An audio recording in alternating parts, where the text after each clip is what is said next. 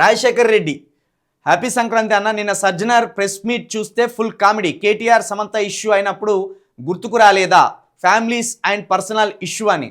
ఇక అది ఇప్పుడు సజ్జనర్ గారిని మనము ఏమనేటట్లేదు. ఆయన చేతికి మళ్ళీ తుపాకీ వచ్చింది. ఆర్టీసీ డిపార్ట్మెంట్ నుండి మళ్ళీ యథావిధిగా ఇప్పుడు సివిల్ డిపార్ట్మెంట్లోకి వచ్చిండు. మళ్ళీ చేతికి తుపాకీ వచ్చింది, మైకులు ముందటికి వచ్చినాయి, మళ్ళీ ఫుల్ పవర్స్ వచ్చినాయి. కాబట్టి ఎవరినైనా లోపలేయచ్చు, ఎవరినైనా కట్టడి చేయొచ్చు అనేది మళ్ళీ ఆయన చేతికి పవర్ వచ్చింది. ఈ విషయంలో బీఆర్ఎస్నే తప్పు పట్టాలి.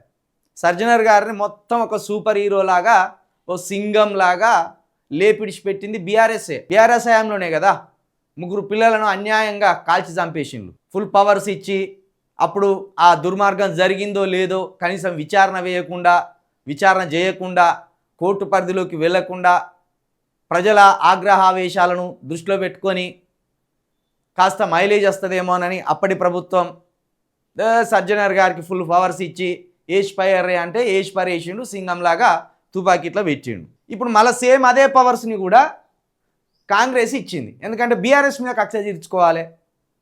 ఏ పార్టీ అయితే ఫుల్ పవర్స్ ఇచ్చి సజ్జనర్ గారిని ఆ రోజు హీరోని చేసిందో మళ్ళా అదే ఆఫీసర్ చేతికి సర్వాధికారాలు ఇచ్చి మళ్ళా నువ్వే రెచ్చిపో అని చెప్పింది అన్నట్టు. తప్పులేదు.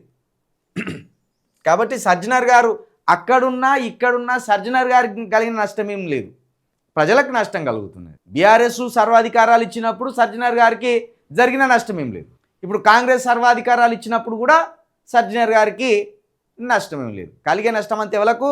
ప్రశ్నిస్తున్న వాళ్లకు, మాట్లాడుతున్న వాళ్లకు, ప్రజాస్వామ్యాన్ని కూని చేస్తున్నారని ఎదురు తిరుగుతున్న వాళ్లకు నష్టం జరుగుతున్నది.